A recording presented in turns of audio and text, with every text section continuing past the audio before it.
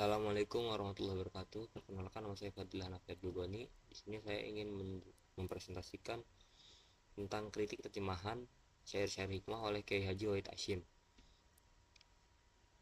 Yang pertama, mengapa sih kritik terjemahan itu penting? Terjemahan karya sastra, terutama syair hikmah, merupakan ketelitian tinggi untuk menjaga keindahan dan kedalaman maknanya. Kritik terjemahan membantu kita memahami nuansa bahasa sumber dan memastikan pesan asli tersampaikan dengan tepat kepada pembaca target. Ini adalah upaya untuk menghormati karya asli dan memperkaya pemahaman kita. Nah, lanjut langsung saja ke kritik syair yang pertama, yang mana syairnya adalah wala syairun yadumu fakun hadisan dzikru fadunya hadis. Nah, yang mana artinya adalah tidak ada satupun di dunia ini yang kekal, maka ukirlah cerita indah sebagai kenangan, karena dunia memang sebuah cerita. Nah, untuk syair yang pertama ini berbicara tentang kefanaan dunia dan pentingnya meninggalkan jejak yang baik. Terjemahan awal kurang menangkap kedalaman makna hadis dan cenderung menafsirkan secara bebas. Nah, untuk revisi terjemahan yang peneliti buat itu adalah tiada sesuatu pun yang kekal, maka jadilah engkau kisah indah yang dikenang, sebab dunia hanyalah kisah yang diceritakan. Nah, untuk analisis kritik dari penerjemahan tersebut, yang pertama dari segi leksikal, untuk kata cerita itu terlalu umum. Kisah atau pembicaraan itu lebih tepat untuk digunakan di situ.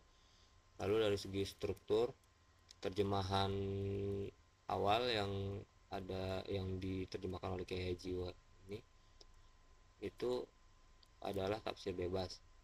Nah, dari segi register itu perlu lebih puitis dan bernuansa hikmah. Dan dari segi makna itu penambahan arti mengukir menyebabkan pergeseran makna. Lanjut ke kritik syair kedua. Syairnya berbunyi ala liyaqul ma syaa man syaa innama la mulfata fi mastata'u minal amr.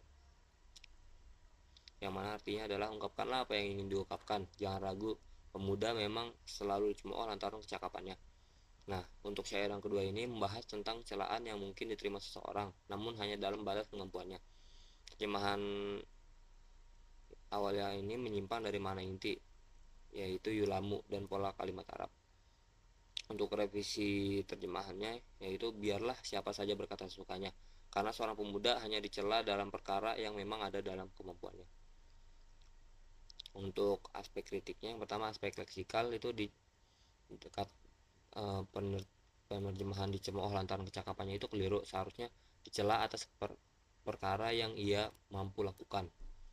Nah, dari segi struktur, kata ungkapkanlah apa yang ingin diungkapkan itu tidak mewakili pola kalimat Arab. Selanjutnya dari segi register, terjemahan awal kurang fokus dan sakral, dan dari segi makna terjadi penyimpangan makna tentang alasan celaan.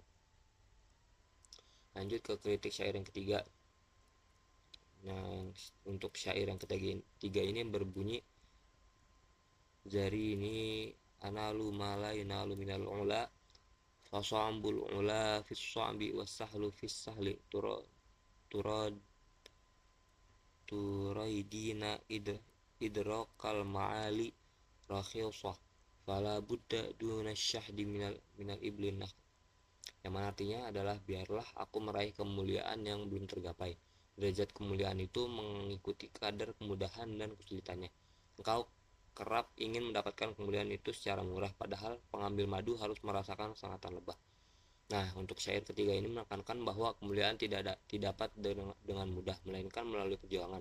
Metafora sengatan lebah untuk madu sangat kuat di sini. Nah, untuk revisi terjemahan yang disarankan itu adalah biarkan aku meraih kemuliaan yang sulit digapai, sebab kemuliaan yang agung hanya diraih dengan kesulitan, dan kemuliaan yang ringan diraih dengan kemudahan.